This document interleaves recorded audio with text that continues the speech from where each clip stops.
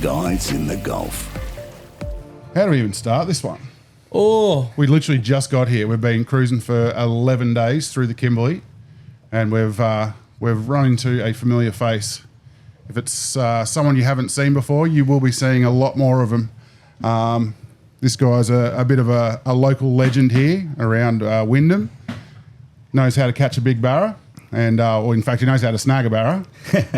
And Snagabarra, welcome to the podcast, mate. Thank you very much. It's it's a wild one and bloody brilliant to actually meet these guys. You know, it's really good.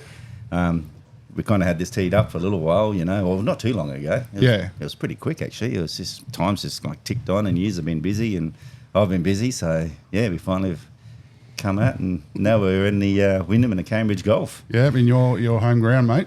Yeah, it's a big playground, isn't it? Yeah, there's a lot of pressure on for tomorrow. We're going fishing tomorrow, apparently. So Yeah, no pressure. I can put you onto the fish. You just got to learn how to catch a fish. Here we go.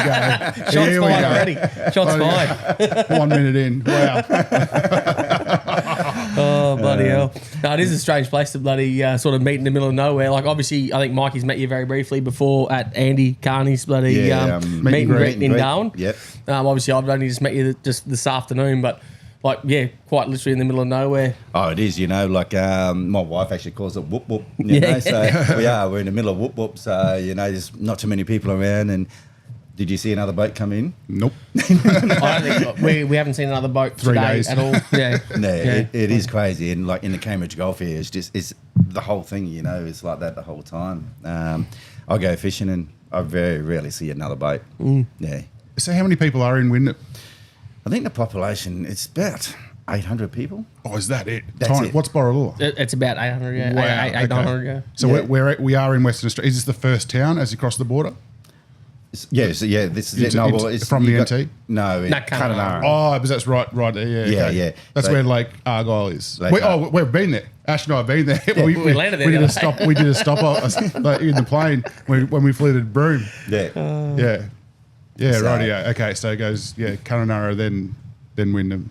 Yeah, well, you actually got to turn off. So, like, if you're going to head down south to Broome or if you're crossing Horse Creek, you actually got to turn off 60 k's before you actually get to Wyndham. You know, so you either go straight to Wyndham or turn down south. Yeah. Yeah.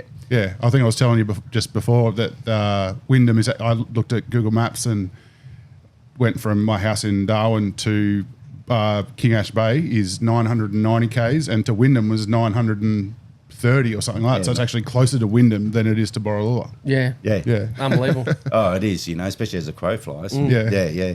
So it's actually easy. Like for me to travel to Darwin, it's 900 k's. Yeah. You know, so it's not a long drive. Just up the road. Yeah. Yeah. And being in the Kimberleys, you're always driving that far. So like 1,000 k's is nothing. And like to go shopping, I've got to do, you know, a 200k round trip. So I'll go from Wyndham to Kununurra back to go and So do. Kununurra, that's the big smoke for you. So that's the big smoke. That's Yeah. the big, yeah. So I only visit there once a month, you know, and if not 2 months, you know. So Well, they got some McDonald's or Red Rooster or something there, mate. You go get a fast food yeah, fix? no, none of that. None, eh? none. I prefer my own cooking, so I'm a bit fussy like that. But no, that is a big smoke, you know, and that's the only airport we got to fly out of too. So you've got to travel there, and that's mainly the only time I can really go into it is to fly out somewhere, go and see my daughters and my grandsons and stuff like that. So it's good. Yeah. Yeah. So whereabouts are you from originally? So originally born in New Zealand, Yeah. but I left there when I was 2 years old. Yeah, Roger. Okay. Yeah, so I come over to Rockhampton, Queensland, and then basically my dad got a job in the Kimberleys, and we worked all through like Fitzroy Crossing, Horse Creek, it was all main roads. So we got there when all those roads were actually just all dirt. It was no bitumen, no nothing. So my dad actually sealed all the roads all the way through. Bloody hell. So you've been here your whole life pretty much, more or I've less? been in the Kimberleys my whole life. So I got brought up in Broome. Oh, actually, it started from, it kind of started from Horse Creek, Fitzroy Crossing, Derby, and then Broome. But the majority of the time was in Broome. Yeah. Bloody hell. So I spent 27 years in Broome. I'm a chipper by trade. So, and then after a while, I was supervising for a building company there, and I was sounding a bit flat-footed. And I said to my missus one day, I said, I'm going to start a fishing charter company. She goes, what? I said, I'm sick of this, eh? So I had a really good paying job at the time, and I just said, yep, I'm going in tomorrow and quitting. She thought I was actually joking. I went in the next day, quit. The boat, what I've got here now, I've got that built, and I already had plans because I drew it up myself and everything. Just gave it to the boat builder and said, here we go, build this for me. And 3 months later, boat was built. I was doing charters, so wow. It was awesome. And and being Snagabarra was, what I'm new to. It was Snagabarra Charters. Oh, so you just kept the name, yeah. Yeah, so I kept the name, but the name actually originated from was me and a mate was 16 years old, living in Broome, and we had this old G60 Nissan Patrol. Mm-hmm. We saw it out on the beach the other day. All rusted up. Where was this? No. There's just a place we went to for sunset beers, and there was all like car wrecks and rusted old cars. The edge of mud flats or something, yeah. Well, 16 years old, and I was living out of town then, and at a mate's place, and we jumped in this car. We drive 180 k's along the Fitzroy River. And we were trolling, and we actually didn't have a motor. We were actually rowing at the time. Against a 13-metre tide. Trolling lures in the Fitzroy River. So we're up at Langes Crossing it was. So we're just paddling around in a way, and then we'll just I just kept hooking into bloody sticks, branches, snags, and everything like that. And after a while, I was just like, and this is 16. After a while, I was like, I've snagged another barra. It was just it's one of those. So from 16, and then that was it. It's always stuck with me. It was just Snagabarra when I was just catching bloody twigs and branches, when I was 16 years old. Yeah. So it was pretty crazy, really. Yeah. Bloody hell. And that's, I'm not going to tell you my age. A few moons ago anyway. Yeah, that's it. Bloody hell. So how long did you do charters for? I did charters out of Broome for 15 years. And... basically, just slowed right down, and it didn't slow down. I probably lost the passion for it. I was getting a bit not short with clients, but I knew I was, because I had 3 guys working for me as well. So I ended up running 3 boats at the time. Yeah. And then I was doing land-based charters over at Eco Beach, and then I took a boat over there. Then also I was doing actually along the Fitzroy River, so I do 1 to 10 nights camping trips. Towing a boat over along the Fitzroy River, starting up from Camballen, and then just slowly working towards the salt water, So you spend 2 days there. Sounds awesome. Set up a whole camp, and then basically 2 days you pack the whole camp up, and then you move about, probably about 70, 80 k's to a new location, set up a whole camp again. So this is me setting up, then moving, and I used to take 4 people at a time, but just moving consistently and doing that for 10 days. And I mean, the awesome country to go and see, like the Fitzroy River, it's a special place for me. I enjoy the place. Yeah.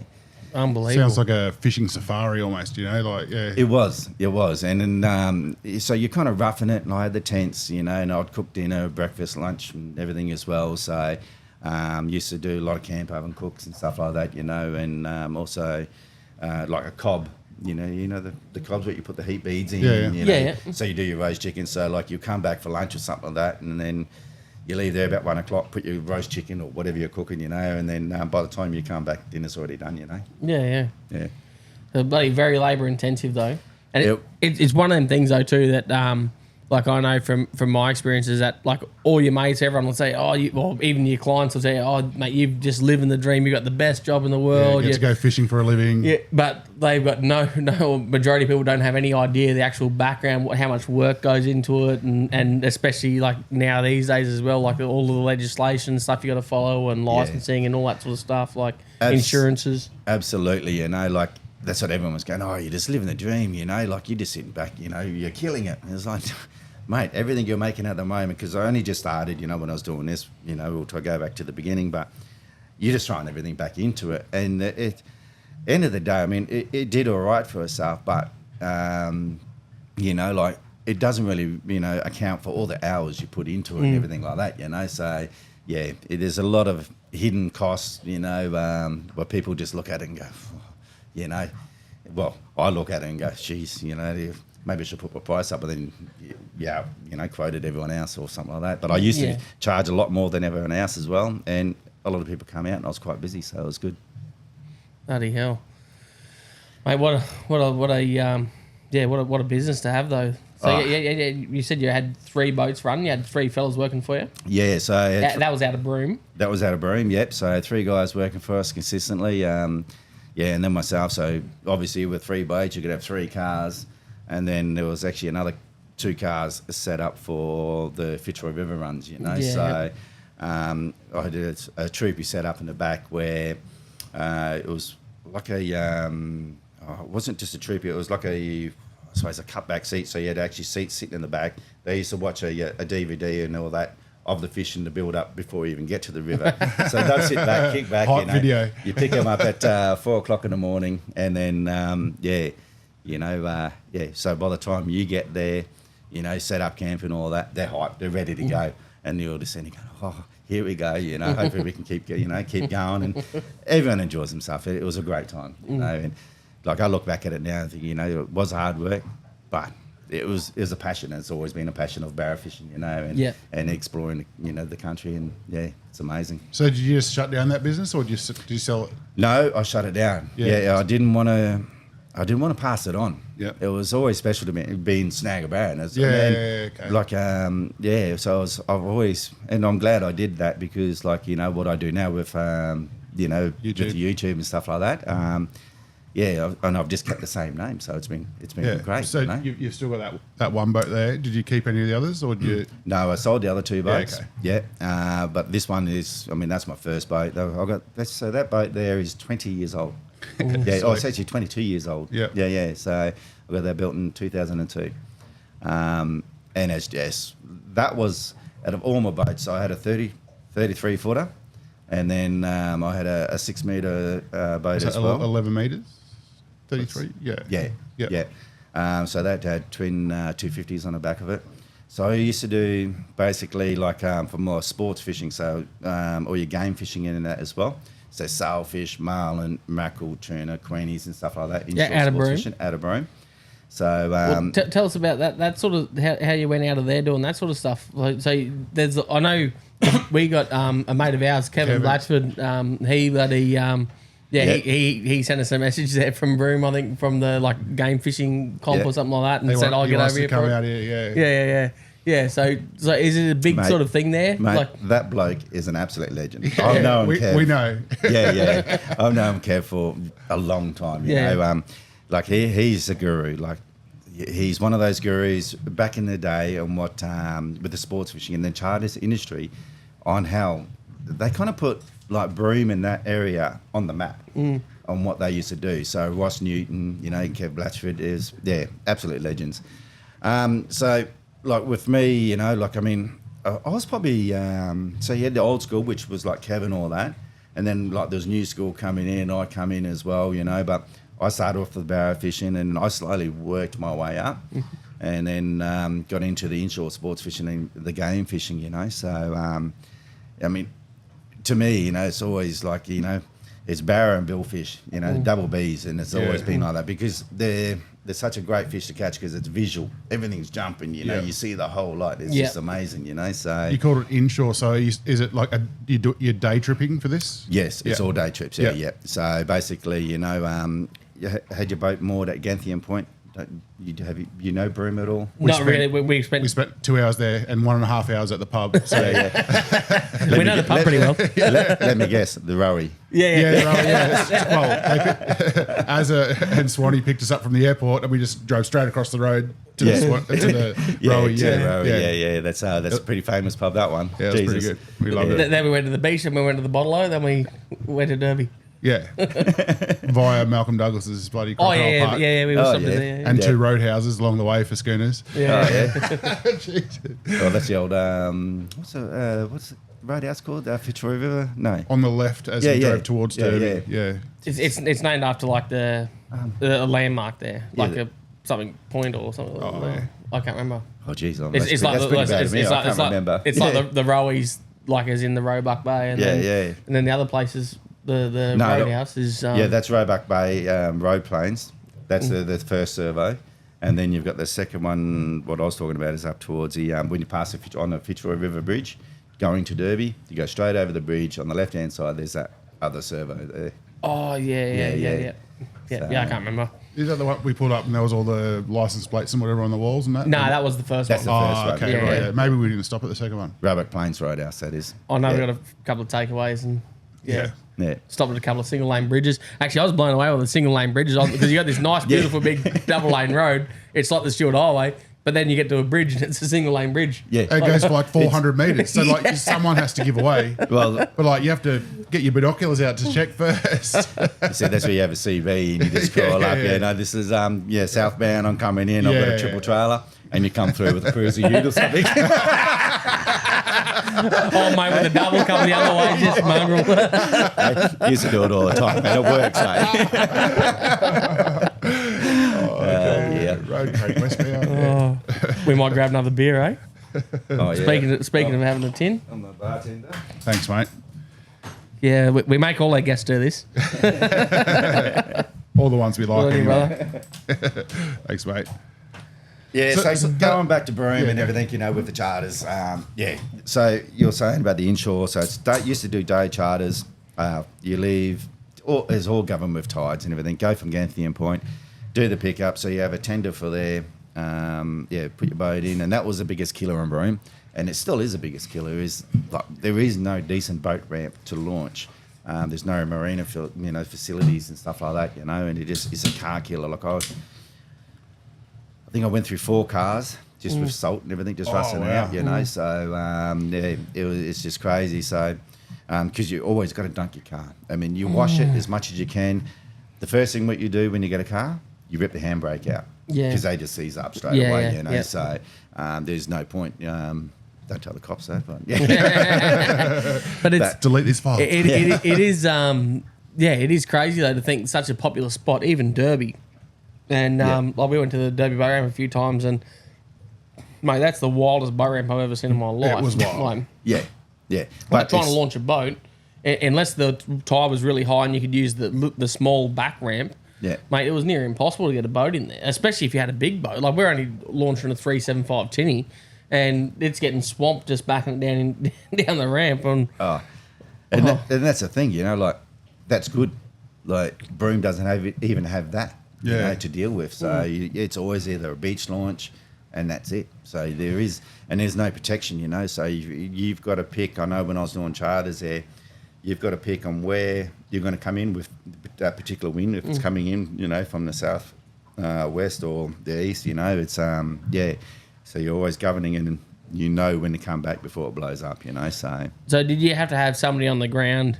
So you call them up on the radio or something, say drive the car around to this beach or move up around the corner or something? No. Nah, normally, like if it gets too bad, you basically depending on what charters I was doing, I'll do the creek charter, so you're barra fishing inside Dampier Creek and stuff like that. If it gets too bad, you anchor probably about 20, 30 metres off, off land. Mm-hmm. You throw the anchor out, you leave the punters in, you jump out of the boat, then swim to the, get to the land, walk up, get the car, reverse back, go back out, pull the boat in, and then just, get the punters off, and then you winch the boat up. And Bloody do that. hell. So you had no one there. I mean, that's what you had to do. Yeah, you had a pretty quick routine, so it wasn't too bad. I mean, at the end, I suppose the other thing was you just tell the punters to hang on, and you just launch your boat straight up, straight up on because it's mud, it's not sand. Yeah. On this boat ramp, and you just launch it as far as you can straight up onto the mud. Yeah. And you just hit it, and then basically they get out. You go and get your car, then you just reverse your trailer straight up underneath the bow of the boat there, and just keep reversing. You lift your whole boat up, and basically you stop there, and then you winch the rest of it on. Winch the bow down, pull it up. Yeah. Bloody hell. Yeah. So and that was, even on the offshore stuff, or the inshore stuff I used to do as well, it was the same principle. Yeah, at Ganthian Point. Yeah. You had no choice. You just had to do that.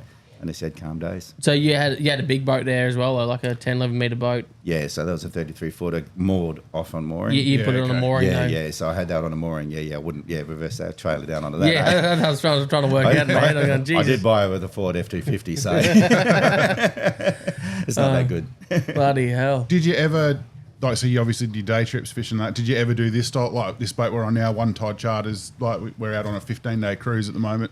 So did you ever do extended Trips all the way through there? Yes. I was actually pretty lucky. So I used to run the charters out of Broome. So I had one particular, a private guy from Singapore. He had a 126 metre super yacht, his own private yacht. So he would... like a billionaire. Yeah. This boat was just crazy. Like the tenders were 26-foot Boston whalers just sitting up top, So it was insane. So I was lucky enough to do that for 3 years. So they would pick me up from Broome, but then also, like when I was doing the charters, he would actually pay for my 3 boats to completely stop. And then... just to get you... Just to get me. So as you didn't guide. take your boats, you used his boats? Oh, yeah. It's all his boats. So he didn't so want he me chartered all 3 of your boats just to get you just on to his make boat? the whole business to stop and just concentrate on him, and then also pay me a bit more on top of that, let alone to him. Hope he's not watching. I had other guys working for me, so they'll be still working. So, so I was lucky enough to do that. So, like, we'd spend between, 1 or 2 months all the way from Broome to Wyndham and just fish the whole coast. So what you've in a super yacht. In a super yacht. So my room, I was actually telling Mikey about this before. Like my room, I used to press a button and I had a 55 centimetre inch TV buddy come out, press a button at the end of my bed. It was just crazy. And I had my And that's the peasants' quarter. That's the workers' quarters. Like 55-inch TV. Like imagine what the main stateroom looks like. And like my own bar fridge, and being over there was always like Bogues and stuff like that. All different beers. And then I'd have my own top deck, and so when we finished in the afternoons, they had all prepped, all nibblies and stuff like that, and beers and everything. So I'd just sit up there by myself and just snack and have a beer and just relax. Wow. Yeah. So were they super keen fishing? Did you have to work every day, or did they have days off? No, they were keen. Super keen. Okay. Like they just fished hard. It was just like from, basically sun up to sundown, and that was it. So were they interested in the waterfalls and stuff like that, or not just fishing? No, it was just purely fishing. And, actually, this is a great story. So, because you used to get hard on using lures and stuff like that, so they said, get some bait, and it's like, I try not to get bait there because it's hard work, like you don't really want to get out of the boat or anything like that, and we weren't allowed to get these 26-foot Boston whalers dirty, Otherwise, like the poor workers had to clean it and all everything like that. His own private workers, So anyway, so I said, all right, we'll get some bait. You were just there recently, so I was in Doubtful Bay, Sale River. So I think did you go in there, or did you just stay at the front, like Montgomery Reef and all that? It's Raft Point. We went in. Yeah, we went in there. Yep. Yeah, that's where Ruby Falls was. No. I got no idea. It's up, well, it's so many places. It's next around. It's not far. Yeah. We went in there a bit. Yeah. So anyway, we go into there, and as you go in there, there's a creek the first creek to your left, and it was all low tide then, So I said to the guys, one of the guys, I said, listen to one of the workers. I said, now if a croc comes, because I'm about to get out of the boat with a bucket and a throw net. And you walk up this muddy section onto this, like it would have been about 10 foot high, high, buddy, like ledge, I suppose, like just a muddy bank. And I said, if a croc comes, just launch the boat. I don't care. The tide's going to turn. It's going to come back in soon. And just launched it straight onto the mud. Yeah, no worries. So he goes, yeah, okay, understand, being Singaporeans. Oh, okay. So here I am, I'm walking, and I normally stand up and tell the story, but it's a bit hard here. But so I'm walking up anyway, so I'm actually sinking down to probably just under knee deep of mud. So I get up and I get into a bit of harder stuff, so it's not too bad. I take a few more steps, so I'm on this big bank at the moment, and next minute I see this croc, and it was only a small one. It was probably a 10 foot or something like that, and it's just come up and then come down again. It's like, oh yeah, no worries, So I take another couple of steps, and then it come up again. Now, like from all my experience and everything, like knowing crocs, it started to shake. When you actually see it on movies and it shakes and it ripples off the top of the back. Yep. I knew within that second, like this croc's going to have a go at me. Yep. And I was just like, but I was quite high, and I had the throw net ready because I was ready to like cast it for bait in a way. And I thought, no way you can get up this bank, you know, like, I'll be fine. Right? Within like one more step, that croc was up on the bank. He was just like lounged over the top of the bank with his 2 feet up on top of me, mouth open, and just, like, you know how they bark, they kind of hiss at you. And I've just gone, what? How far away from you is it at this point? Probably about 2 to 3 meters off me. Yeah. So, like, I didn't know what to do. So, like, I kind of, like, just made yourself bigger. So I spread out a bit because I had to throw net and everything, made myself look bigger. And it just stopped there. And it was just hissing at me. And I was like, oh, here we go. Because I've got the throw net actually wrapped around my wrist. Mm-hmm. And I'm about to throw it. And I thought, no, like, once you throw it, that's it. You know, like, I mean, he's going to go. And then what else is going to happen, you know? So I went, nah. So I just slowly started walking backwards. So I'm yelling out to the guys on the boat now, okay, launch the boat. And they're just laughing. They're taking photos. I'm shaking my head going, oh my God. So, like, from there, I would have been about 30, 40 metres away, like, from the water's edge, you know, because there was a bit of a flat, and then I had to go up to the bank. So it probably would have been a bit further in a way, but so I get down, and the croc just stays there the whole time. And then it stops hissing, shuts its mouth, and just stays there. It's like, okay, no worries. So now I'm about, I wasn't getting bait, that was it. Yeah. So I'm about probably 10 metres away from the boat. So this is where I worked out. That was the female. The male launches out. Here we go. Oh. This was the most scariest part because this thing was... It was hard to say. It just scared the absolute crap out of me, but it would have been like 14 to 16 foot. And it's just like from the shallows, it's launched straight up out of the water, straight onto the mud. I just dropped my live bait bucket, the throw net, 10 metres from the boat, just ran to it. As I high jumped, grabbed it, pushed myself up off the gunnels, landed in the back of the boat. The crocs just went bang up against the side of the boat at the same time. Holy shit. So that's my closest like call with a crocodile. Yeah. Well, So you wouldn't want any closer. Wow. So that's they're safe. I've got a lot of memories in Doubtful Bay Soul River. Yeah, and you've never been back. No, I love the trip. Wow. Okay. We've seen heaps of crocs on this trip, but not many big ones. Hey. Heaps, but only like the biggest one we've seen is 2 meters, I reckon. Yeah. Oh, Yeah. yeah. But heaps of that 2 meters. Heaps Yeah. of 2 meters. Yeah. There's So- heaps here. That's the thing with the crocs as well. I reckon it's the smaller ones you got to watch out for. Yeah. It is. Like, you know, like I reckon from say 11 to 13 foot, they're the cheekier ones that'll come up. The bigger ones, I mean, they'll work you out. And they'll just watch. Yeah. I had one actually just watch me just recently, and the program come up on my YouTube. He actually watched me for 2 days.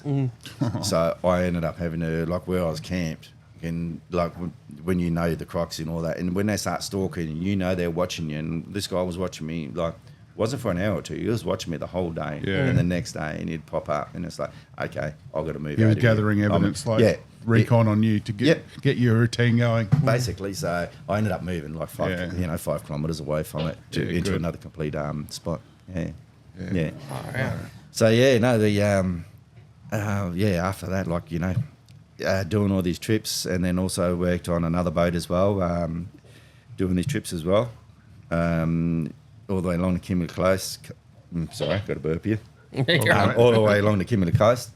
I've had some amazing. I've been pretty lucky, and it's always kind of fell in my lap, I suppose, as well. So I mean, I don't believe in luck. I think you produce your own luck. I'm always like that. You know, is what you want to do is what you want to do, and you just kind of move forward to do what you're doing. You know, and things come in and it all works out at the end. But these Kimberley trips, and watching you guys and listening to you guys, just recently doing it, and it's coming. I miss it now, So. Yeah, because you've been over in Wyndham, this eastern side, like you've been out of that for a long time now. So I've been out of it for doing the charters and everything probably for about 13 years now. Yeah. So why'd you go from there? How'd you end up in Wyndham then? it's more for my other hobby I've got as well. Oh. Yeah. So I've got another hobby as well. So It's not model trains or that kind no, YouTube and OnlyFans. hence, my shirt. So yeah, I love looking for relics and stuff like that as well. So it's been really good. So like Wyndham's has got so much history of the whole town, and one of my goals is actually to find a gold sovereign. So What's that? A gold are sovereign? you Australian? I don't know what that is. You go back in the old days, you had your pennies, your shillings and all that in the old Yeah. schools. Yeah. And our gold sovereign was like the dark nuts, where it was, I suppose, it looked like it was a small coin, like a $2 coin. Yeah. It was a gold sovereign. I think, So it was currency, like it was actual currency in Australia. Yeah, okay. So I think at the day, to compare it to now, it would be like $20 or something like back then, So, Yeah. it was worth a lot. But yeah, there was. So with Wyndham being the history on how big it was, because that was the original for the huge gold rush for Halls Creek. So the Kimberleys and everything. So this is how Wyndham. Let's do that. Tell us about Wyndham. Okay, hang on, I've got to have a sip of beer. Sorry, I'm gonna talk We're about going to top up as well while you're sorry. at it, eh? We're making you talk a lot, but No, that's all good. yeah, we'll go top ups. Yeah, no, I'm learning a lot here today. So this is good. Yeah, so Wyndham, the history of a town is absolutely crazy. So when was it? I think it was back in 1860s or something like that. So when Halls Creek was founded for the gold and everything, the big mad gold rush, everyone was coming over to Halls Creek. Like Wyndham was the major port then, and the only port, the closest port. So everyone all come in. Like the population back then in Wyndham, so I just told you before, it was 800 people. How's this? There was 13 pubs on the whole town. There was hotels, motels, there was shopping centres, there was banks, there was a whole lot, So, and I think it got up to 8,000 people then. Yeah, wow. Yeah. Bloody hell. So like the size of Catherine or bigger than Catherine. Yeah. Yeah. Wow. So it thrived. It was it was one of those things, and once the gold rush actually slowed down, it obviously just dwindled off. But then you had the meatworks come in as well, and that actually picked the town back up. But then everything just died off from that. So like the history of the whole town itself as Wyndham is really off tap. It's it's such an amazing town, and it's really, I believe, like Kununurra. I mean, this is where it's kind of like a picture to everyone, in, I suppose, the public size or something like that, where Kununurra is the heart of the East Kimberley. So Wyndham actually founded Kununurra to actually start building Kununurra. So this is, there's a bit of controversy with, what goes on there, but it's almost like Broome and Derby.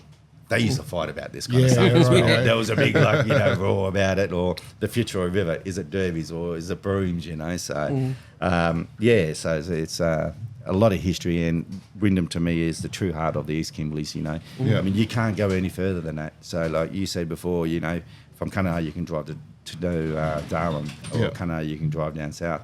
When you come into Wyndham, you can't drive any further. That's the last point. So I'm lucky to live on the very first house of the Great Northern Highway and the very last house of the Great Northern Highway, depending on which way you go. Yeah, So, right, yeah. Yeah, that's my house there. So, Bloody hell. Yeah, it's pretty crazy. But, so that hobby of doing that is kind of started off me doing a bit of prospecting, gold prospecting. I was going to say, so how does this work? Are you out with a detector? It's all detected, no Yeah, machines right, yeah. or anything like that. So, So, You said no machine. no, like no machineries, like dozers and stuff Oh, like yeah, that. yeah. So all by it's hand, all by hand, Yeah. but just technology with gold metal Yeah. detectors, mine labs and stuff like that. Have you Yeah. ever included that in one of your YouTube videos? No. It's a very, That would be very a big lot. market. I It's a big would market. watch it for sure. Yeah, there's Yeah. a massive Yeah. market for metal detecting stuff these days. I think it's it's actually a hard one. I've thought about it. Yeah. And you're putting yourself out there.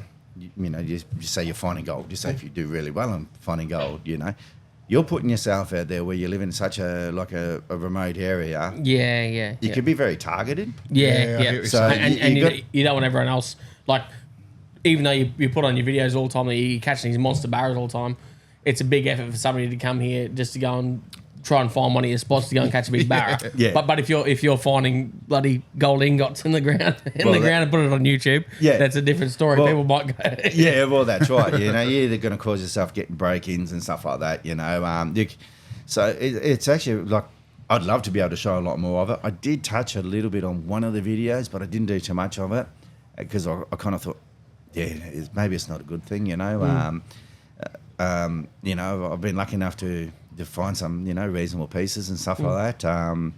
And, you know, so it's paid off for itself. Yeah. But it's a hard one to, try and actually, to think of. So you're not just looking for gold, you're looking for bits of history as well, like little bits and pieces from years gone by. Yeah. Is that right? Yeah. Yeah, basically, like, you know, from just old rings and stuff like that. Yeah. And the best part about it. Rings like actually gold rings and stuff like that. Yeah. So I've got gold rings, actually gold buddy, horseshoe from the old race days and all that. What do you call And you them? found that out bush bloody... Well, all around like Wyndham itself. So you're walking around. You basically kind of read up on the history on like where they used to have the races and stuff like that, or where everyone used to meet. You know, at the end of the day, you know. I mean, we're talking about ages. It might be next to a boab tree. You know, like buddy 10 k's out of town. Yeah. So you just kind of read into the bit of the history and everything, and you know, you just look around those areas. And the best part about it, if it has someone's name on it, I always try and actually find out that person, and if I can give it back, I can give it back. You know? Awesome. Wow. Yeah. And that's actually more of a buzz than anything else. Yeah, Oh, being able to yeah. actually track somebody down and especially someone's That'd family be or something. rewarding, for sure. Especially if it's, you know, like, okay, if they have, you know, passed on or something like that, and, you know, you can go to their generation. The family, you know, that would be... that's, yeah. So, like, I've actually done that, me and a mate have actually done it for, but it wasn't that old, but we've done some, like, wedding rings and stuff like that. Yeah. This is in Peru. And, and we've, you know, we've got back to them, and they go, wow, you know, you've just found our wedding ring. Yeah, awesome. So, yeah. Do you have don't tell me your most expensive thing you found, but tell me your favourite thing, your favourite piece, something you've found which has a crazy story behind it, or something that, the oldest thing you found, or something like that. Yeah, that's a hard one because everyone's unique. Yeah. Like, it's different, you know, from gold to like finding a bits of history. Here we go. Well, I actually found a camel tag. Camel tag. Yeah. Did you know they had to be licensed like a car, you know, like your Reggio and everything like that. Like I didn't a car. know that. Yeah. So this is in Wyndham, and it was actually we just bought the house, and I was just looking at the back of the house because it's like I've actually lived in one of the oldest houses. I think it's about 92 years old or something like that, and I've just been refurbishing it up. So I was looking, chippy by trade, so you... that's it. So so I'm just at the back swinging around, and then I was, because after a while you learn the different tones and stuff like that, and you get used to your detector and what to actually you know, to dig up and not to dig. And I dig up this thing, and I was like, what the hell is this, you know? And then it's actually got a number on it and everything as well. And it was actually number 23, and then I couldn't work out what it is. So it was almost like a so it's almost like how do I put it? Probably about just a bit bigger than a 50-cent piece. And then you could see it was a tag because there was a hole on top. You know? So I ended up, obviously Googling it, seeing what it was, and then I finally worked out. It was like, okay, it's a camel tag. And it's like, what is it now? Then you started reading, it's like, they had to be registered and everything like that. And normally when the camel dies, it actually all just gets buried with him, you know. So I thought, well, shit, I've got a bloody dead camel in the back here. You know? So, and now in his backyard, he has a full skeleton standing up of an old camel. I was actually hoping there was like an Arab or something. They had a gold sword or something. You know? And a magic carpet. Bloody hell. But, you know, it's one of those things where, so that was actually an interesting find. So now, when I did find this, I actually found out another guy, and it was a plumber, and he was actually doing some work next door to my house, and they found one as well. Yeah. So, and what he did, he took it to Kununurra and he gave it to the Kununurra Museum there. So we have a small museum in Wyndham, you know. So it should have come back to Wyndham. Yeah. You know, because that's where the history was and Absolutely. that's where it started. Yeah. So I gave mine to the museum so they could put it up on a plaque there. Yeah, nice. Yeah, it'll stay in the history in Wyndham, you know. So yeah, so that was one of my touching ones, and yeah, a really good one. Yeah, I like that. That's crazy. Yeah. So you were saying Like a camel. before, the first thing you touched on was a coin that you were like, that was like the holy grail for you. The gold sovereign. Oh, yeah. Yeah. So that there, I mean, you can probably buy them for about $400 or, you know, something like that now, or depending on what, you know, era and stuff like that. But, yeah, it's just one of my personal goals is to find a gold sovereign. And it is like a gold coin, It's like literally gold. Solid gold coin. Yeah. Well, I think it's around about like 94% purity. Yeah. And yet you haven't found one yet? No. That's on No, the, no. that's the goal. Yeah, that's the goal to find one of them. Yeah. It's like my metery. yeah, well, that's it. Well, hopefully we get this on tomorrow. So in Australian history, like Australia's very first currency, which I think we should still have, is rum. Was our first currency. That's right, exactly. Yeah. that was the very first currency in this country was rum, and then after that you had the Spanish dollar, and then which they called the holy dollar. The And they holy had dollar, the yeah. holy dollar, and the Yeah. dump, which was a Spanish dollar, That's which right. they punched the center out Yep, of. yep. And then you had the holy dollar and the dump, and a holy dollar is they brought that in, and that took over from rum being the the currency. Yeah, exactly. Yeah. And now those things are worth like if you that's like It's- tens of thousands of dollars to. Well, that's it. You know, I mean, the other coin, which is worth millions, is a 1930 penny. Yeah, rightio. Yeah. So if you found one, I mean, it obviously have to be because End of World War II. Yeah. So what happens is No, that, 930. if they're not, That's 1940. 45 was end of World War II. So, but Yeah. pre-World War II. it was pre. Yeah. yeah. I think, yeah, Oh, definitely. sorry. Yeah. Okay. Yeah. So, like that coin, because there wasn't minted so many, and that's how these coins and all that, you know, the collectors and all that are. If there's not, you know, a heap of them out there, they're worth a Yeah. fortune, you know. So, yeah, 1930 penny. 1930 penny, and that can be anywhere from $1 million to $6 million. So there must be some pretty fanatical people out there about collecting coins because Oh, yeah, it's another world, Yeah. eh? Like, but then I mean, there's all different grades as well, you know. So Yeah. So depending on how it gets graded and what goes on, suppose it's it- way out of my league. well, yeah, and I suppose if you find one in the ground, it's been in the ground probably since 1940. Yeah, So Yeah. it Well, may that's have right. degraded a fair amount, but yeah, it depends actually because it's funny. Like if you find it in natural grounds where it's just like normal soil, but if you find it into where you're on a salt pan or something like that, obviously that's going to corrode and it's going to, the copper's going to, deteriorate. But if you find it in natural ground, it actually holds up pretty bloody Really good. good, Yeah. So a lot of my stuff, I notice a difference between finding coins, with the pennies and that. Yeah, you find it in reasonable ground where it's not affected by salt or anything like that. So it doesn't, get mixed into it. It comes out reasonably well. yeah, cool. Do you find heaps of them in? Heaps. I like this table I was sitting at now, and this is what I will do one day. I'll build a like a Jarrah slab table, and then I'll just lay out every single penny I've got on it, and then just lacquer over the top of it. And Yeah. Just have it like that, Wow. So yeah, it's another little mission I've got planned later on. Bloody hell! Well, we're 45 minutes in. We haven't even touched on any sort of YouTube or fishing. YouTube Nah. or fishing or anything, Yeah. mate. So I've been 45 minutes in already. yeah. 40, Jeez, that's gone quick, isn't it? Yeah. I told you you'd enjoy it. Everyone would get on the podcast. Everyone's nervous at first. But we always say, look, have a few beers. We're just sitting here having a chat and everyone loves it. By the Yeah. end, they're like, oh, we need to do that again. Yeah. Yeah. Yeah, So- nah. It's good fun. Oh, that's unreal, mate. Listening about all that history and stuff, but Well, that's the thing, because we don't, like, I've met you once. Yeah. Ash has never met you. Like, we comment on each other's videos and stuff Yeah. like that, but we don't really know each other. So to hear all the stuff about, like, the super yacht stuff and the prospecting and all that. well, like, that's- having a charter business and Yeah. bloody, Wow. growing up and everything. Oh, I'll tell you one thing, because like, so you're born in New Zealand. Did you watch the footy today, mate? In the NRL? Yeah, mate, my Starlink, you know, but I'll kick the lead out. No, you'd go for Australia, wouldn't you? Yeah, I do. Yeah, Yeah, of course. yeah. You came in when you were 2. So. Yeah, nah. They don't know. Blood's thicker than water, right? I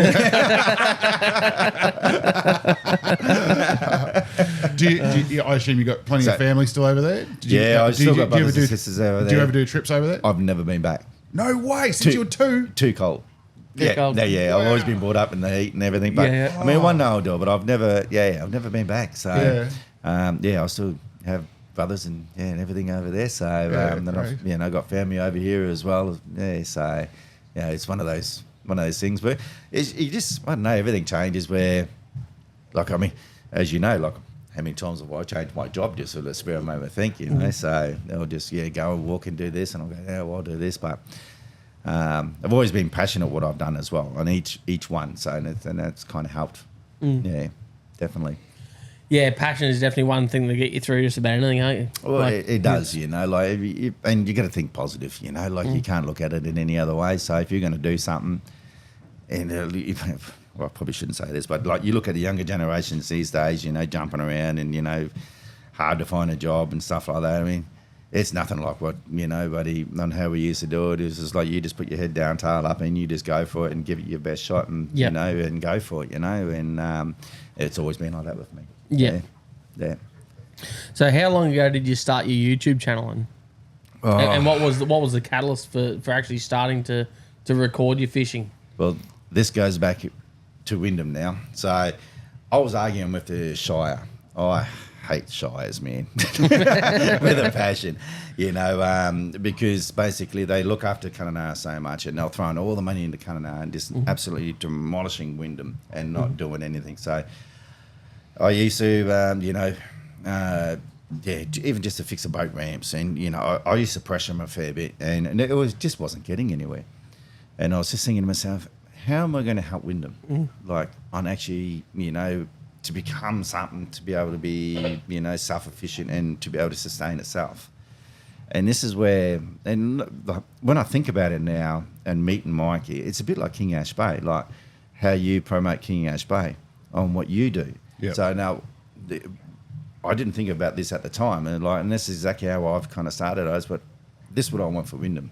I want to turn Wyndham into like a major fishing destination, like Borrell or King Ash Bay and stuff like that, where I fished around Australia, right around Australia.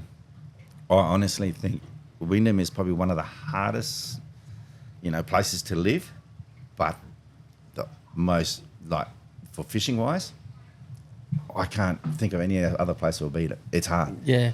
I know I can go out fishing and be confident and go and catch a barra, a meter barra, every time I go. And that's, you know, like, I mean, it doesn't happen. Yeah. You know, but that's how confident you are here now. How many Like, meter barra have you caught? I couldn't actually. I can tell you how many I caught this year. I think it's 25. one a fortnight, not even more than one a fortnight.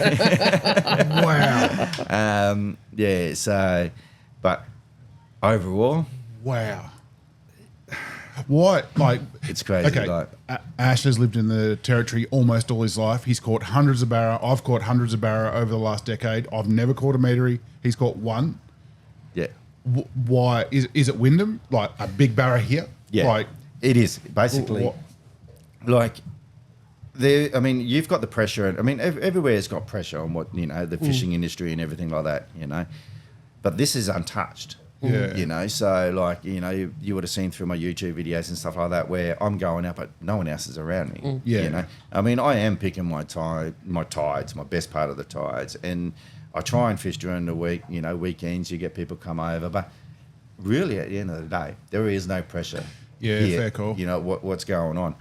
well, But we're anchored up in towards the mouth of a river right now. Yep. How far up does this river go? This Like- this is the Lynn River. Yeah. Yeah. So this goes up a fair way. Absolutely. Like a lot of kilometres? Probably just this one alone be, by the time, it depends, like there's 3 arms to it. Yeah. So like it is all different arms. So like if you do every single arm and go up right to the back, Yeah. you probably do around about 80 Ks. Okay. Yeah, 90 Ks. And would you say there is no other boat here right now? No, there's no other boat. Yeah. here. This is it. Yeah. So, Yeah, this is we're here. We're yeah. we're So stuck. when you say it's untouched, like, Yeah. it's But see, this is the whole Cambridge Gulf. So this whole Cambridge Gulf. So we've got the False Mouse. You've got the Ord River. We've got the Five River Lookout. You see, so we've got the Forest River, the King River, the Pentecost River, the Lynn River, and I've missed one. What did I say? Pentecost. So we're going on. We've got King. the Pentecost, the Lynn, the Pentecost, the Lynn, the King. The Ord. That's it. Yeah. Ord? The Orders of the fifth one. Yeah. Yeah. And that goes That's all up only to the biggest one. That goes up to all the way up to Kununurra, does it? Yeah, that goes all the way to Kununurra. I mean, it's such a huge system. Over 20 years. I mean, I haven't even fished every single creek of this. Yeah. It's crazy. I mean, it's taken me a long time. When I first started fishing here, mate, it was just there was a special mate. Unfortunately, he's passed on now. He taught me how to fish here, and actually, I'm going to say his name because he's an absolute legend in a way, and I think his family will actually appreciate it. Kimbo. Oh. Yeah, absolute legend. But he taught me how to. And this guy, mate, like 120s, 130s, and stuff like that. It was just insane, And that was, it was his passion. He just loved it, And it was just awesome. But it's such a big system. The only thing we don't get here is the runoff, like we used to. We get the runoff, and everything, but it doesn't last as long because we don't we have get no those runoff. At King Ash Bay. the King Ash Bay. No, I'm talking. Sorry, I Like, thought like about the that. top end, Yeah. Which Yeah. we looked at the map. We assumed, we talked about today, we assumed that you got a really good runoff here just by looking at the map and that, but no, not really. No. It changes altogether. It's a crazy one, but unless you have a really, really good wet, like you'll have waterfalls and everything at the back of here. There's waterfalls everywhere, really, but it only lasts for so long. So like really, the latest it'll last for would be like May, I suppose. So yeah. It's a hard one, but it drains out really quick. Yeah. Like, from the Pentecost River and the Durack River and everything as well. That was it, the Durack. Durack. It's such a massive area though. Like even coming in today, like we're coming. We obviously we crossed. What's the Londonderry. Yeah, Cape Londonderry. Well, normally, absolutely get smashed there. That's my it was glass coming across there Yeah, it this was morning. beautiful And there. we had a following sea right on the quarter. It was only probably a metre and a half maximum of sea behind us, and so we just cruised along, mate. Like, even I didn't get seasick, so Yeah. it was fine. It was beautiful, but coming into the bay here, once we actually come around, what's the name of this point here? When you actually come into the bay here, when you actually come into the Cambridge Gulf. The Cambridge Gulf, So we come into the Cambridge Gulf and. Like we're coming down to it. You would have had La Crosse Island just on the left hand side of you. On your port side. Yeah. So we're looking at the chart and it's like, it's so hard to get your head around the scale of it because it's so big that you can't even, like as we came around the point, you can't even see the other side of it. Yeah, Like it's so like a big massive. harbour, but Yeah, well, that's the thing, like everyone looks at a enormous. map and you go, okay, you got the False Mouse, which is basically straight across from where we are. But to get there, and this is where I think I've actually explained in a couple of videos before, where, like just for me to go from here over there, there's 20 mile, and if that blows up, that there is just nasty. I can imagine it would because it looks coming in. It looks like we're up the top of the Explorer here and Kimberley Explorer, and we're looking out and there's sandbars and rocks and stuff, and looks pretty rugged. Yeah, it is. It is sandbars everywhere, all the way through, and there's rock bars on basically every entrance on what you go through. There's sandbars, rock bars, what you've got to avoid, and you've got to know either to get in and get out on those particular tides. Yeah, you'll be stuffed. Yeah, it's unbelievable. Like, crazy. So what are your tides here? Because We've gone from Derby, where they're the biggest tides in the Southern 400 Hemisphere. metre tides. 13 metres difference in a day. Derby's Crazy. actually the fifth world's biggest tides. Yeah. yeah. Enormous. Yeah. Well, the So was biggest it tide in 14? the Southern Hemisphere, is that right? Yeah. Derby? Yeah. Yeah. And then last night, the little bay we were in, I reckon the whole movement was like that much Yeah. for the whole day, and which is only a day, 9 hours, well, big day today, but 9 hours Yeah. steam from there. So we went from Derby, which was huge, then to nothing, and then back here. There must be bigger here. No. No? Well, we get close to 8 metres. Oh yeah, that's like Darwin So it's tides. pretty much Down. down. Yeah, they're big tides. The only thing is that I suppose we're very similar. Is that we're more of a flat, where Darwin's, like in the channels and stuff, it's like a V. So we're more of a kind of a flat area where it looks like it's draining out more, but it's not. It's still the same. That's the same as us at home, because we've got these massive big mud flats and sandbars that on a really low tide, especially in the dry season when you get a southeasterly, it helps push the tide out. Yeah. The flats can be kilometres and kilometres and Yeah. kilometres out. Yeah, exactly. But realistically, there's only like 1.8 metres of movement. Like, there's not much at all. Yeah. See, that'd be crazy if we Yeah. fishing like 1.8 metres. Like, I wouldn't even know where to start. What's the springs? What's the neeps? I mean, 1.8 metres is that's like a 3 tide day for us. And depending on where you go, it's a hard one to fish. Yeah, it is definitely very different. Like, Yeah. over on our side of the country, or over our side of the territory, compared to over here. Well, Massive I difference. know I have been thinking about coming over there. And I know you've got actually a Barracom coming up soon over that way, don't you? Oh yeah, mid-November we got Yeah. the Barclay Bulls and 15th, Barra. Yeah. Yeah. This will probably be uploaded around that time, or maybe even after. Yeah. So, Yeah, it'll be after. It'll be right around it. What's yeah. it, mid-November, is it? Yeah. 15th is the Friday. So we're going to buck some bulls out there on the bank of the river. Oh, so on the and 15th, is it? That's the Friday, yep. And then the Saturday, Sunday is the Barracomp. Yep. I'm actually in Darwin fishing on the 15th. Yeah, right. Yeah. So Oh, we'll get you down there, mate. it'll happen, no Yeah. way. Yeah, for anytime, sure. mate. You're always welcome down there, mate. Always a bed. No, There you go. that'd Just be bring your swag.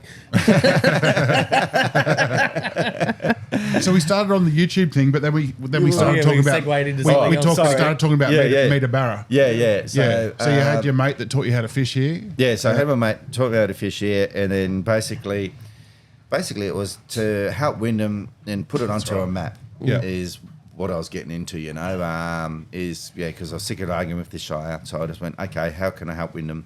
All right, I'm going to push the fishing. So I've just pushed the fishing as much as I can into Wyndham to bring more people here. So, and it's actually working. I just actually met a few guys, was it yesterday or the day before, from Darwin coming up here, and there's been quite a few. Even over like Easter just gone, when I finally hit my first, 1,000, I actually gave him a 1 gram gold nugget. And there was a little kid. Now, this was a random draw. He was driving with his mum and dad, they've just come from Darwin, driving past our place, seeing me and my wife actually packing a boat, getting ready to go fishing this over the Easter weekend. And he'd be waving at, carrying on and, saying hello. So we're waving back to him. And when I hit my 1,000 subscribers, complete random draw, I've pulled this kid's name out. He was waving. And I didn't get the story because I knew it was a young bloke. So I had to get in contact with the mum, to say this is not a stranger, something, didn't look a bit weird. So I contacted the mum, and she was telling me, he goes, oh yeah, well, fishing there at East End. She told me I was told. I said, well, that was brilliant, that couldn't go to a perfect person, who's actually watched the YouTube channel and actually come to Wyndham and experience it themselves. Bloody hell. So it was pretty cool. Yeah. So it was basically to help Wyndham and exactly what you do for King Ash Bay and everything. Yeah. So and that's I think it's great fishing, and it's remote. Did you? Well, did you making videos? Had you ever made videos doing anything before? Jeepers. We're going to sit here for another hour. Not at all. When I was doing charters, I was taking photos, and my wife was actually printing out photos. So at the end of the day, I'd go drop the clients back off at home, and then I had photos already stored. So I'd send them to my wife. She'll print them out, and then put it in a picture frame. Then I'd go back and actually go and, leave it at the front counter for them and actually, so they'd pick it up and I'll go, yeah, I'm on a part of a day where they don't realise I've actually taken a photo. So it was just like a gift from me, So I was doing that. And then one day my wife couldn't do it. So I was at home on the computer. Oh, I can do this. Oh, bad mistake, man. Did I get growled at? I deleted Windows off the whole computer. I was going to say, I was going to swear then. Oh, shit you not. I did. Well, if you've come from... I was like, ringing up my missus. This is, I don't know what's going on. It's just black. The screen's gone, It's just, like, come home now. And she's at work, It's like, I'll be home soon. Then I come back and goes, nothing's gone, man. What have you done? And then, like, because, she...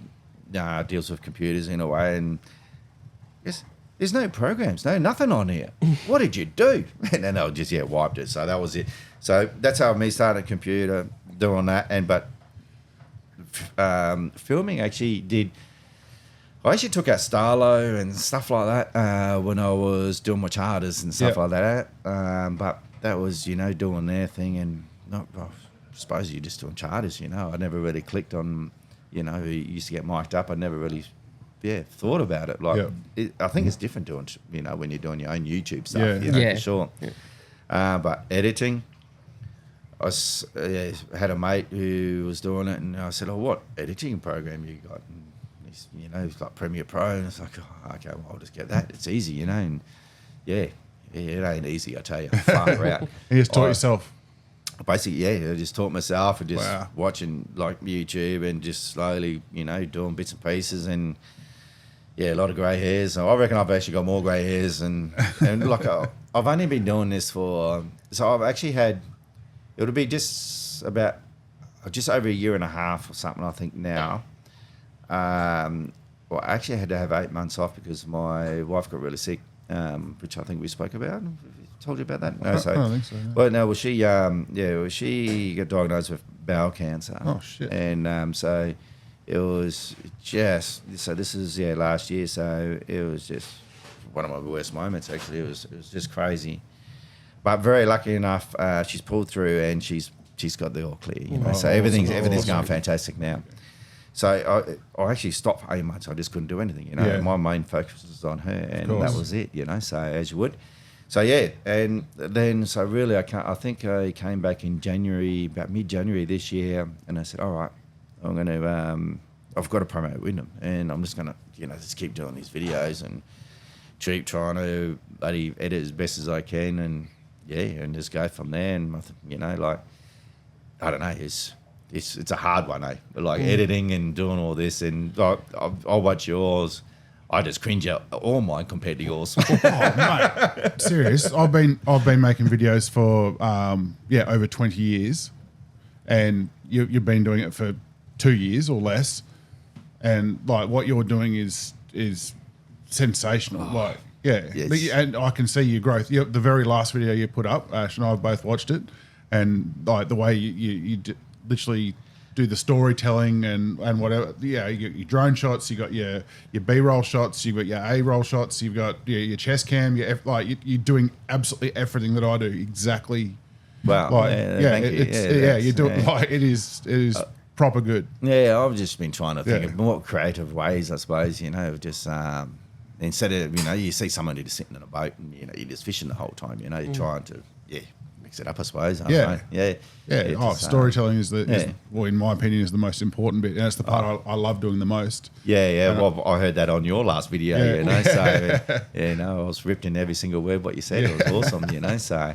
But, in anything, what I've always done, I've always put a lot of passion to it, as you said before, so, and it's over time, you're only going to get better and better, from someone who doesn't, who's never entered into this game before, but he just give it a crack and keep going. And I actually enjoy it. I really do enjoy it. Awesome. And I like the editing and stuff like that as well, as making it, it does stress you out. Well, as soon as I get stressed out, I'll just walk away from the computer and come back later on, so it's...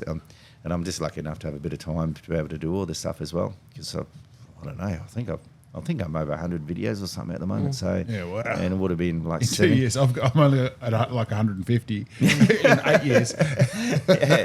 So I think I've done like 70 odd this year, you know. So Yeah. Alright. So it's but you know, just keep pushing on and keep promoting Wyndham, and that's the true heart of the West, you know, the East Kimberleys. So what's on the cards tomorrow? So we're here on the Kimberley Explorer.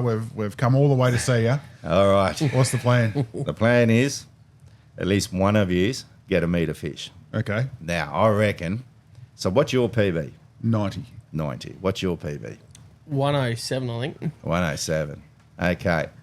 Anything over a 90? Yep. Anything over a 107? All right, it's $1 a centimetre.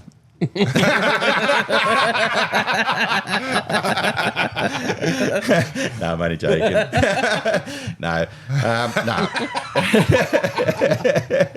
There's You've been thinking about this, haven't you? Oh, I have. No, let's just say 107 is going to be hard to beat. That's a bloody great fish, you know. Oh, yeah. But see, like anything over 80 centimetres, I think is a great fish. Oh, Yeah, definitely. 100%, It's mate. nothing, you know. Well, any fish is good, but it's Yeah. Yeah. Yeah. when you get those PBs though, that's the It's a goal, you know. It's amazing, you know. So, like, I'm stuck at 124. So, like, Oh, you poor know, bastard. yeah. Well, my goal is, is 130 plus. Yeah, Oh. yeah. So, and I know That's just a matter of time, isn't it? it is, and I think like, especially next year, where I've been cracking down. I mean, it's taken me 20 years of doing it. I've got a ripper chance next year. Yeah, of cracking this, you know, and I'm thinking, you know, like more between the 1.4. Yeah. So, yeah, and to me, it's a wild barra too. It's not. I don't want the impoundment barra or anything like that. It's, Yeah, it's Yeah, a wild barra. they've still Yeah. got their place. Yeah. They're- I mean, tell they you- do. I'll tell you one thing that we noticed though is we had a bit of a muck around the other morning. We got a half dozen barras pretty quick succession the other morning as a tide was pushing into one little creek. Not massive barras, but the fight in the barras is very different from home. Absolutely. Like harder? The one I caught was Yeah, a a lot 65, harder, 65-ish. We didn't measure it, but it was around that. And it was the hardest fighting barra I've ever caught. Well, It was, a lot to do that with the water temp because the water temp's rising right Yeah. now. Like the fish at the moment are they're like they're on steroids. yeah. It's Well, just going. Our theory was, though, that because, like, massive tides, they're in the more tides, fit. they're they are. literally are fitter. They're athletes. That's part of it, definitely, Yeah. for sure. Yeah, absolutely. Yeah, they're all little Mike Tysons. I'm looking for a Holyfield tomorrow. Though. So, it's definitely a wild barra. 1.3, 1.4 would be ultimate, you know, and I don't think I'm far off it. Yeah. Yeah. So we're coming with you, are we? So we're talking about this tomorrow? Yeah. Yeah. So you both will jump in with me. We'll fit in there. We'll make room, don't worry. I've actually... We'll put I've Mike le- out of the casting deck or something. I've actually emptied a lot of the hatches out. I was like, I've got to get some weight out of this boat, eh? So I'm, ditching shit out. So, we'll make room and there are no dramas. I reckon we'll, buddy, go and give it a crack, and we got a very good chance, you know. So, I like what you're saying. yeah. So as I said, I'd be happy to see any big fish get landed on the boat. Obviously, Well, obviously, anything at all, mate. Just I would love it to be me, but I'd be just as happy if it was one of you guys. well, it's only going to be used to fishing, so I'll be guiding tomorrow. Oh, righty, you're getting VIP treatment. The pressure's on you, so really, like, I can put you onto them. You just got to catch them. Yeah. So, You going to bring them jabbers rods? Oh, mate, I have to, mate. Yeah. Have to, bloody oath. I'll have to check these jabbers out because you've been onto them a bit. So We got two set up out here at the Yeah. moment. We'll go out and have a beer out there after we Yeah. finish this in a minute, and we'll have a No, look. They're good gear, mate. They're my new favourites. Yeah, I've, right, yeah. I've bought a lot of expensive rods over the years, and these ones are, mate. They are honestly, they're really, really top quality. And I flew with my tackle box from Darwin down to Broome. Yeti Go box. Little Yeti Go box. I've got 3 rods in there, 3 reels, all my tackle, everything like that. Because And these all jabbers real- rods, and they're like they're High-end stuff. They're So very high end. They're a 2-piece, Five Five. piece. 5-piece. Yeah, rightio. Yeah, Yeah. but they're But it's not crap. Like it's high, or not high end. Like it's Yeah. very Well, very it- good quality. it is- It's not ultra high end. So how it's, much are these rods? Oh, Maybe starting at $300 up Yeah, to right, yeah. $500-$600. Yeah. So they're Yeah. But Yeah, like, yeah. I, like They're I've not- they're got a not lot. cheap, I've but got a they're lot not- of Loomises, St. Yeah. Croix, things like that, and I prefer these ones now that I've used them for a bit. It's funny you say I that prefer because, like, I mean, I've always used Loomises and stuff like that, and Dara, you know, rods and stuff like that, you know, and like I've been looking at myself lately, like, you know, like a lot of people who watch us, you know, they can't afford this stuff, you know, Yeah. like, and you want something for the average Joe Blow, and Yeah. you know Yeah. what you're saying about the jabbers and stuff like that, you know, is you know, and I've actually been doing some homework and I've been testing out rods as well, and I've got this cracker rod at the moment, $100. Yeah. This is one you had in your last episode I just watched. Yes, I Yeah, think yeah. I have. Yeah, Yeah, and yeah. there's one, yeah, like there were a couple previous ones there. Like I've got meter barrows on this rod. I've worked it, Yeah. and I've actually used what do you call them, buddy? The vibes and everything straight up and down. So you're just bricking them, Yeah. Yeah. and you know pulling them out of the snags and stuff like that. And it's $100 rod. Yeah. Yeah. You awesome. know, and yeah, I reckon it's great. Like you know what you're trying to do as well is where you know trying to push something where it's just you know Yeah. not so bloody expensive. Yeah, so these jabbers ones, for example, Yeah. like someone that goes fishing 4 or 5 times a year, like we would not recommend them. Yeah, these to them. yeah, and if you don't know what you're doing with the fishing rod, you definitely don't want to Oh. done fork out all the money for it. That's like, right. Yeah. But these are for like even travelling. for us for this trip, like they're absolutely perfect because they pack down so small. And like Yeah. I say, like I wouldn't have brought any if I didn't have these. I wouldn't have brought a single rod with That's me right, because yeah. there would have been a pain in the ass bringing the plane. Yeah. These ones because they pack down literally to the size of a pencil case, a bit bigger than a pencil case. You can take them with you, but they're still like using a one-piece Yeah, that's- high-end rod. They're still exactly like Yeah. using a Loomis or a St. Croix or something like that. Do you have to, you know, where you're joining them and all that? I know I used to have, some, you know, like 3-4 piece rods. Do you have to give them a light sand or anything like that? Like to like slip, so, you know, sometimes they get stuck and you got a buddy. No, I think if you they do say on their website they do say you can use a specific type of wax to put on there so that Yeah. they're easy to pull apart, but they are machined like perfectly. Perfect. They slide in and lock in. Yeah. And, Because yeah. you pack them down pretty much every day. Every time I use them, more or less, I Yeah, you pull them apart, so that- put so them they back don't into get the stuck, box, yeah. and Yeah. then that way I just Yeah. And for me it's perfect because at home, like I 3 or 4 different boats that I'm on, or I might jump in with Mikey or somebody else. I can just grab that one go box, and I know I can go from anything from chasing very small fish, bloody in the creeks or whatever. I could literally go from chasing whiting to chasing bloody big jewies out on the reef or big redfish or something like that with the kit that I've got in such a small package, you know. Yeah. Yeah. So, and that's the that's the real selling point for me because we use another sort of rod at home as well, with, chopper rods that Trent at Rod and Rifle Tackle World in Catherine. He sells them, and they're not expensive rods. I think they're about $80-$90 or something Yeah. like that, maybe. Yeah. And they're only 5 foot or something like that. They're less, tiny. way less. Yeah, They're they tiny. fit across the dash of a Toyota. But they're not a toy. They're 5 to 10 kilo weight rating. And yeah. Yeah. Well, And we love them as well because they're just so easy and they're like nearly impossible to break. You guys keep going. I need to pee so bad. But yeah, it you just know. depends what you want to do. Like, yeah.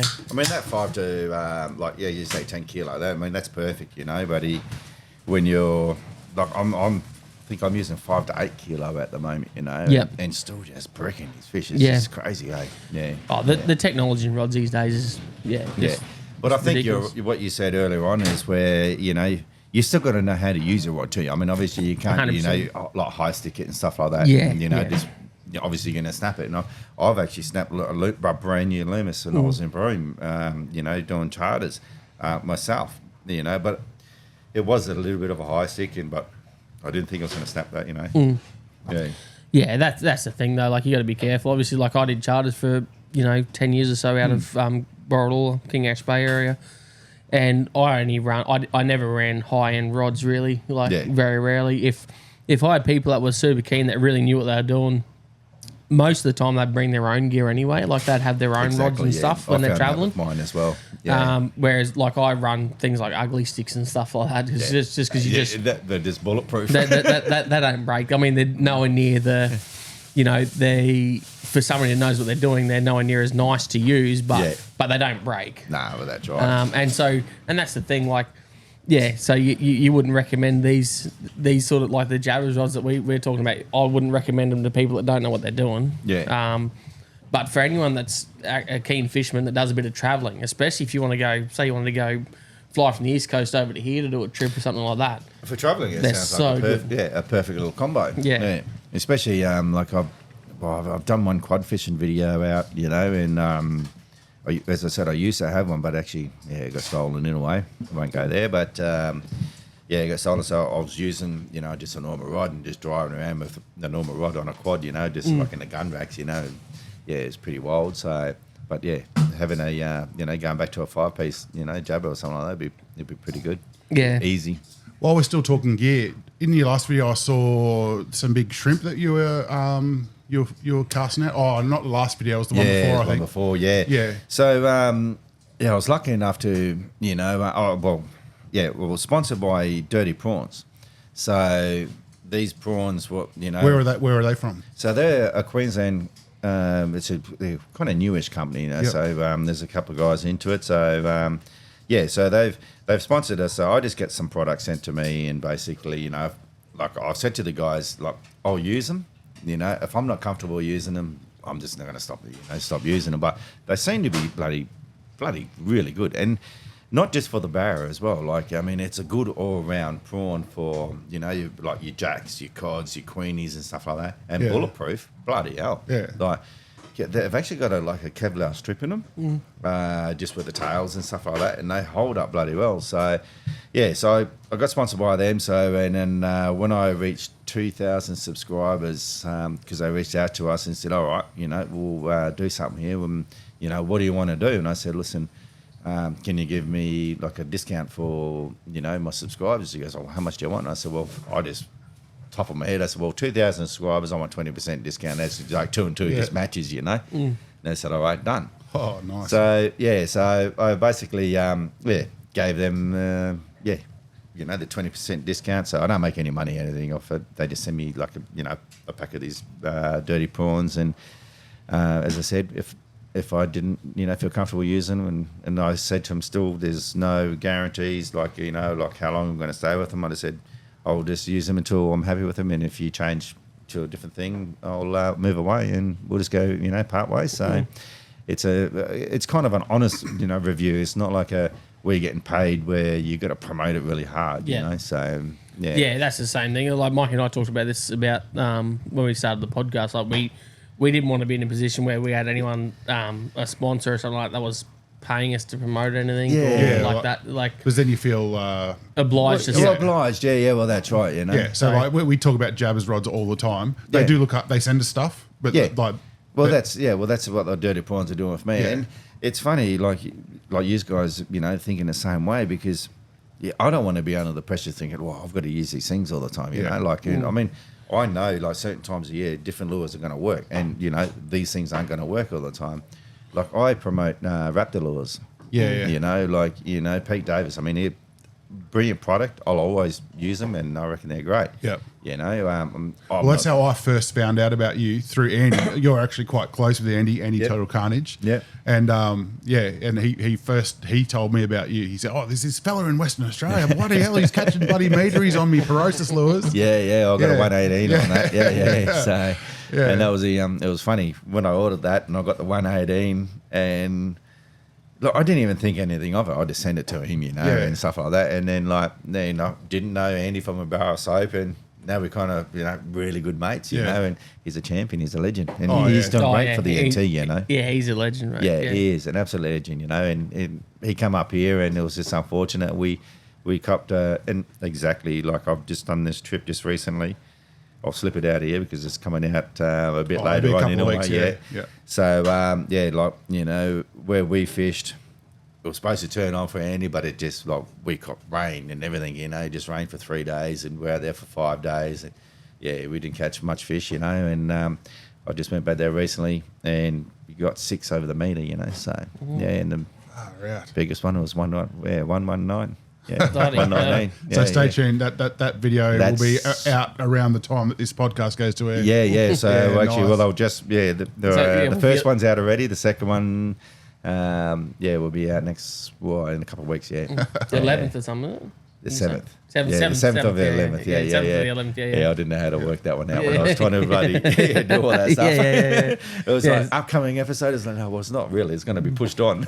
Yeah, so if you're listening to this, you can go and look up Snagabarra on YouTube and go and watch that video. Yeah. So, no, it was like, we just couldn't catch a fish under a metre.